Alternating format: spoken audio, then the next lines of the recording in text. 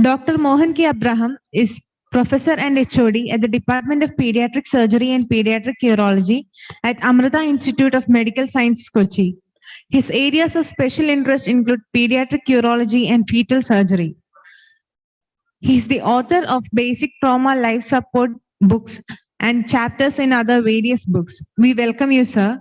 And the moderator of the session is Dr. Sridhar Sandhanam, Professor and HOD at Department of Neonatology, CMC, Vellore.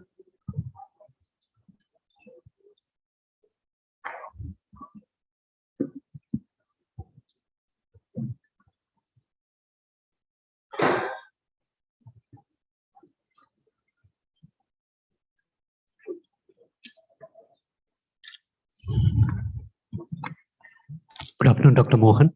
Warm welcome to you. I think without any further ado, I think we'll start your talk. Respected chairpersons and friends, I'd like to thank Manoj and team for giving me this opportunity to talk to you on fetal surgery.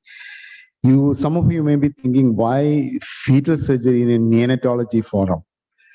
And the reason is, the first thing you need to start a fetal surgery program is an excellent neonatal team and nursery.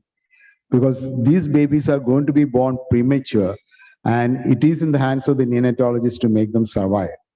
I can do a beautiful surgery, but if the neonatologist is not going to take care of the baby, you have a dead baby in your hand. Now, what are the principles of fetal surgery? If you can relieve the urinary obstruction before kidney damage occurs, we can save the kidney and the baby. But in the enthusiasm to do that, we should not harm the mother or the fetus. The mother will need, if it's an open surgery especially, mother will need cesarean section in all subsequent deliveries, and the fetus is going to have premature delivery. So you need to really weigh the pros and cons before you embark on fetal surgery. We come to a few conditions. One is a twin transfusion syndrome, and I'm sure many of you will be knowing about it. It happens in a monochorionic team where twins share the same placenta. The whole blood from the placenta goes to one twin that dies of overperfusion and cardiac failure, while the other twin is deprived of perfusion and it dies of IUGR. So what we do is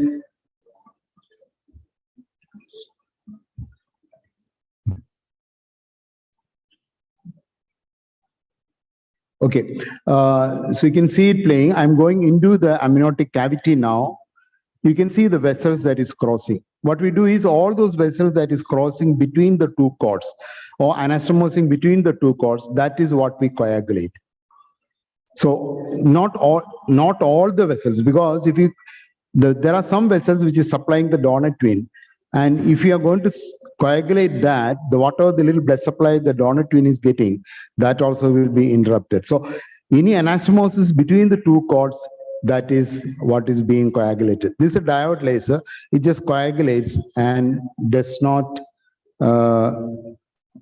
break the vessel. What are the postnatal concerns for the neonatologist? See, donor twin has a less amniotic fluid, and we do this usually between 18 to 26 weeks. That's the time where TTTS manifest, and we need to go in.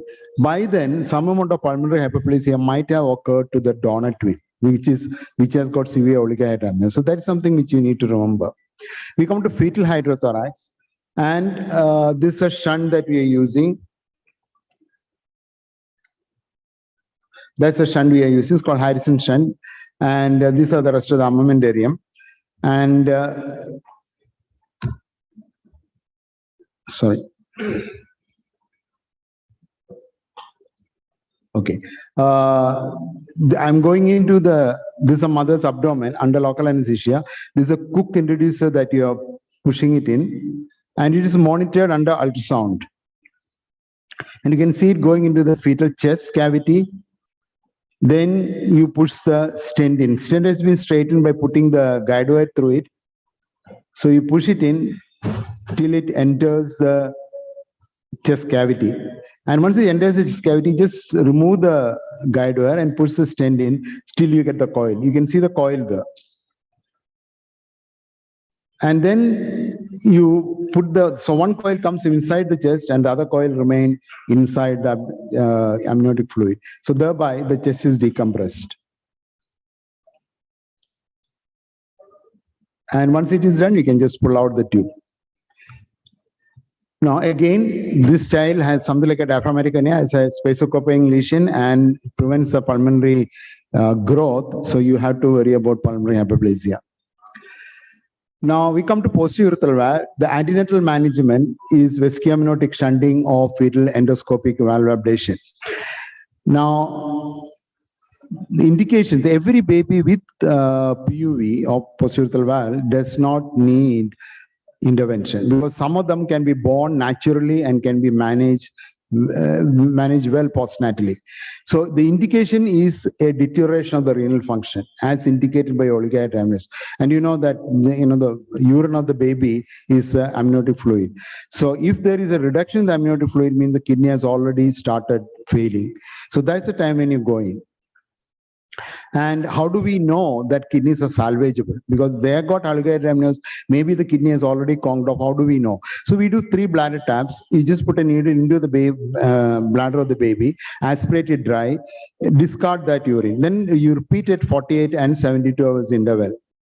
And you look at these electrolytes, sodium, chloride, and other things. And if there's a progressive fall in the values, the reason is the fetal urine is hypoosmolar. So if there is a progressive hypoosmolality setting in, that means the kidney has some function to recover. So the first thing that was started was shunt technique, and it's almost the same as that you saw for the hydrothorax. The baby's position has to be supine. You paralyze the baby, put the cook introduce, and put the tubing in. Now, there was a last study called Pluto study that was conducted.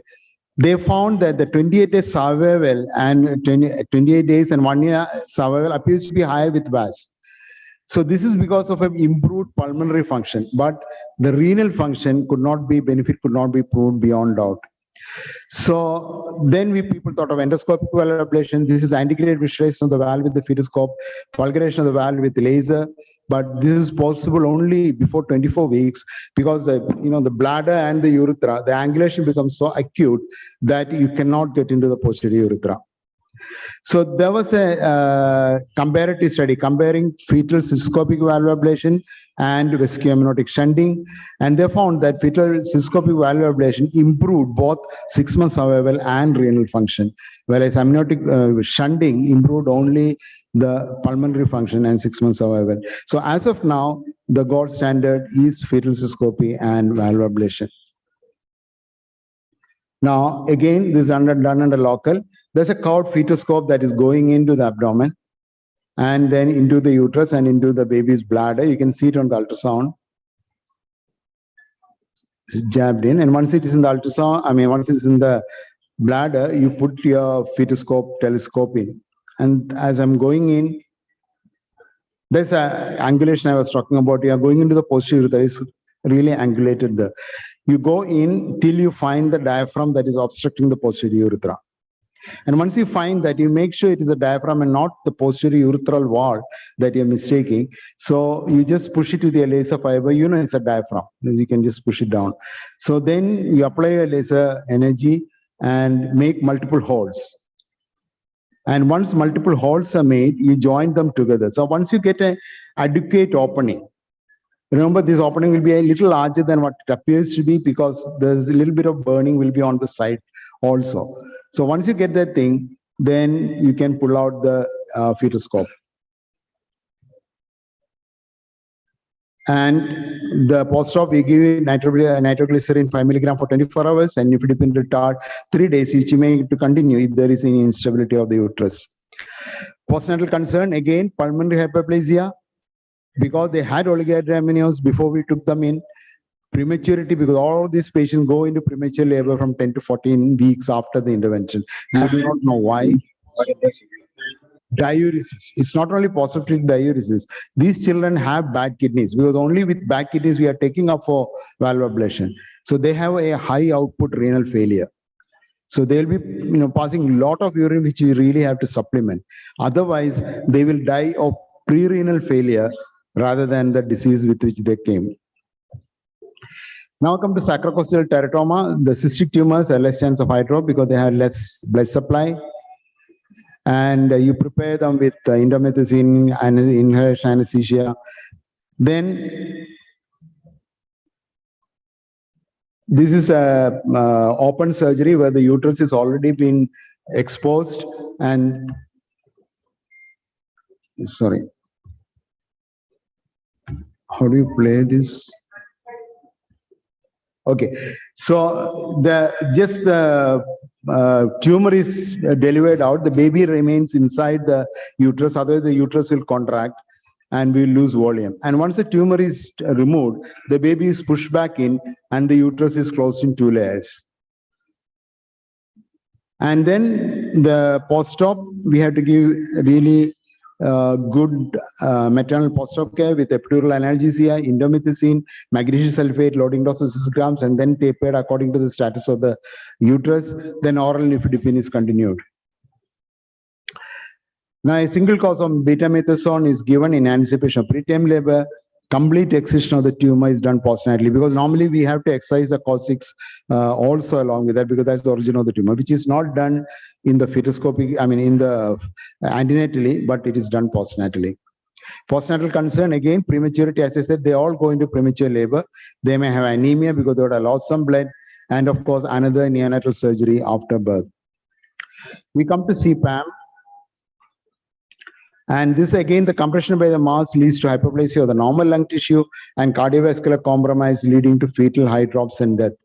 Now, esophageal compression produces polyhydramnios. Now, the important thing is the mother develops what we call a maternal mirror syndrome.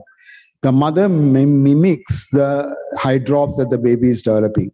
And then even if you do the fetal surgery, the preeclamptic state does not regress. So we have to be very careful in monitoring these babies and the mother. And if there is any eye drops developing, we need to go in and take the tumor out. And this again in open surgery, you expose just the chest, open the chest, remove the tumor, and close the chest. Antenatally, a betamethasone 12 milligram intramuscularly, 2 doses 24 hours apart does wonders.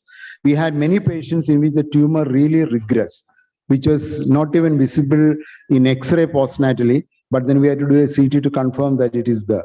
So it's a very helpful thing. But if it doesn't work, then you have to do a fetal lobectomy. Now, this child had a hybrid lesion with a blood supply from the aorta. We went in with the laser, coagulated this abnormal blood supply, and the tumor shrank. The baby was going into eye drops, and we could prevent that by just coagulating that. And we have published this already. Now, the concern, postnatal concern, again, prematurity and pulmonary hyperplasia, because this again is space-occupying lesion in the chest and compression of the lung creating hyperplasia. Come to another controversial area, myelomeningocele. There are damages because of the defective development of the cord, plus injury by the amniotic fluid and the displacement of the spinal cord, producing tearing of the roots. Now, the last two is what we are trying to abort or prevent through surgery. Now, the timing of surgery is done about before 24 weeks of gestation or 25 weeks of gestation, because myelination occurs during 15 to 24 weeks. That is where we can expect some regeneration if we do the surgery. There was a large study called MOM study conducted in States. And what they found was, if you do antenatal surgery, the shunt requirement is about 50% less than the postnatal surgery group. Hindbrain herniation is also again 50% less than the postnatal surgery. And walking without support was almost double in the prenatal group. But the problem is we cannot tell the mother that we can give you a normal child. And most of the time when the parents hear that, they opt for MTP. Postnatal concern, need for monitoring renal status because they have neurogenic bladders, and kidneys may be having normal function at birth, may deteriorate during the course of events. So the problem is we are not watching the stream because they are all in the nappies in the NICU and later on with the parents. And they may have dribbling, they may have a distended bladder which go unnoticed till the kidney is discharged. So that is one thing that we have to take care of. We come to fetal. Here, a detachable balloon is introduced into the trachea, is inflated for 4 to 6 weeks, and then deflated at about 34 weeks. So the mucus secreted by the lung remains there and distends the alveoli. And that is how the lung growth occurs. Tocolytes are given antenatally, I mean, before the surgery. Now, this is the thing we use, this balloon we use, costs about $1 lakh. And you can see the video. I'm going into the amniotic fluid cavity. That's a nose that you're seeing on the baby. You go into the mouth. You use the tongue as your guide. Go behind the tongue so you see the epiglottis. Then a little trick, I mean, little jerk, you get into the trachea. That's the trachea. You can see the carina there. And once you confirm that, then you put your balloon in. And there's a balloon going in. And you inflate the balloon with about 0.6 ml of saline, and then just pull on the stem. Balloon stays there and the stem comes out. Now, in severe CDA, that is if the LHR is less than 25%, lung head ratio is less than 25%, then there is about, the survival is almost double, 24.1 to 49.1%.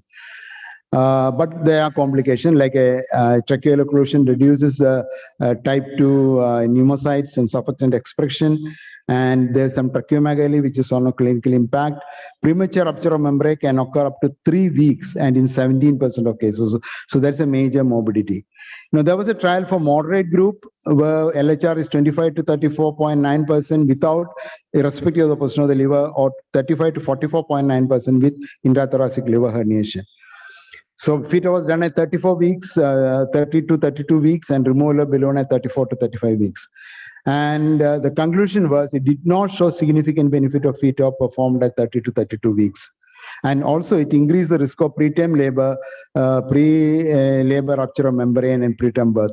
So there is a morbidity, and we don't, as of now, we do not have much benefit in the moderate risk group.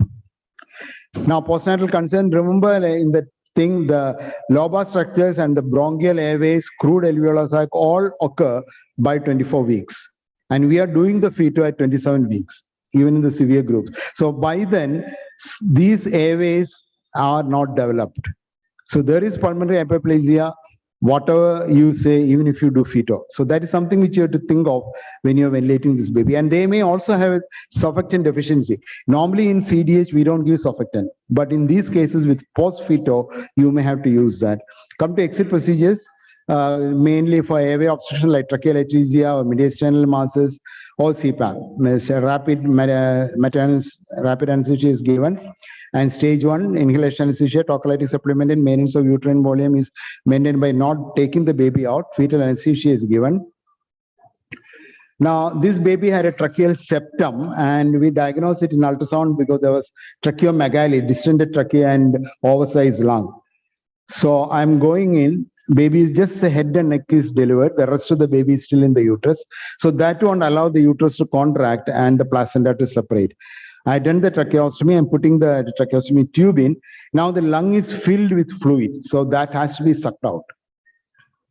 So there's no point in trying to ventilate that with a lung full of fluid. So once it is sucked out, then you connect it to your ambu bag, and the neonatologist takes over from there. And the baby is delivered outside the uterus. The cord is clamped. So till this point, all the perfusion and the oxygenation of the baby is maintained through the cord. The cord is clamped, and the baby is handed over to the neonatologist who takes good care of it.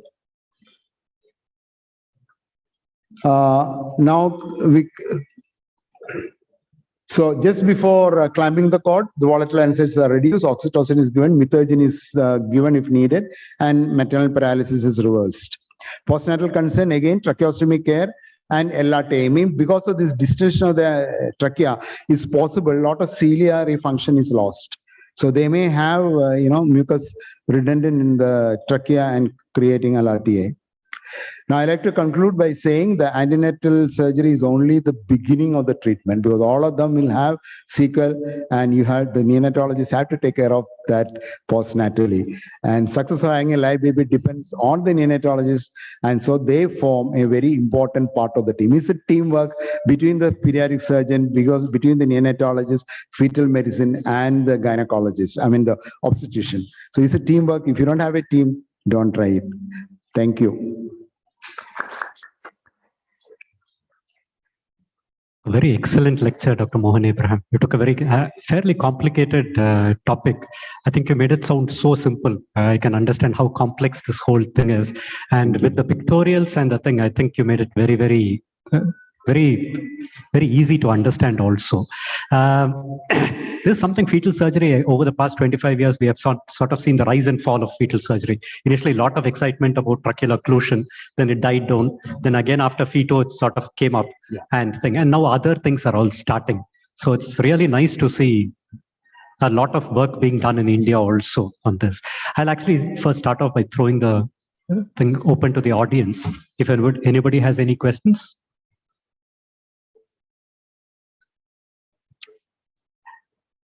I had during watching your things, sir. We have actually done pleuroamniotic shunts for chylothorax, especially. Our biggest problem when we use a pleuroamniotic shunt is the slippage of the catheter. And sometimes between 3 to 7 days only we are able to retain catheters sometimes. Is that a problem for you also? If so, how do you actually overcome this problem? I mean, it's a trial and error. It's a problem everywhere. I mean, it's a problem with us also. It just slips out maybe 2 weeks, 3 weeks. But then you allow that time to, at least that time the lung grows. So you can put in a second shunt. Yes. Approximately how many days are you able to extend the gestation of the you fetus? get 2 weeks. Okay. And put another shunt, you get another 2 weeks. So by then the child is able to be delivered. So we also find usually more than 2 weeks to 3 weeks, we are not able to extend gestation and we end up delivering the baby that much. The other thing I wanted to ask, very interesting thing about mom's trial. One of the things in the mom's trial is in the control group, babies who had only postnatal surgery, the amount of shunts done in the first year of life is extremely high, more than 90%. We don't see, at least from my experience, we don't see our babies we don't do fetal surgery anyway. So postnatal, we don't see this degree. Do you see this degree of hydrocephalus and BP shunts in the first year of life in your babies? And do you practice prenatal surgery for myelomeningocele? And there are two aspects to it. I cannot speak about it because we have a pediatric neurosurgeon who takes care of the shunt. Okay. So I cannot tell you about that. But then the thing is, this in a trial like that, every child is monitored for the development of hydrocephalus. So many of our children may have hydrocephalus, arrested hydrocephalus, we do not know. And many of them may be going, so unless until we really follow up and really scan them for hydrocephalus, we cannot say, because this is a trial, so they were scanning every child. So probably that's why the incidence is really high. Okay. Thank you very much for that. I'm Dr. Joseph from Mastermed City. Is Feto you started doing? I thought it was only on a trial basis done in one center only, or licensed to do Feto. No, Feto for severe group, Feto is licensed. I mean, is a standard of treatment right now. It's a moderate group that is equivocal. So we are not doing for moderate group. What we have done is LHR of 30 or less. Okay, thank you. Any other questions? Okay. Thank you, Dr. Mohan Abraham, for a very enlightening lecture. Thank you very much. Thank you, Dr. Mohan Abraham, for the talk, and Dr. Sridhar Sandhanam for your contributions to the session.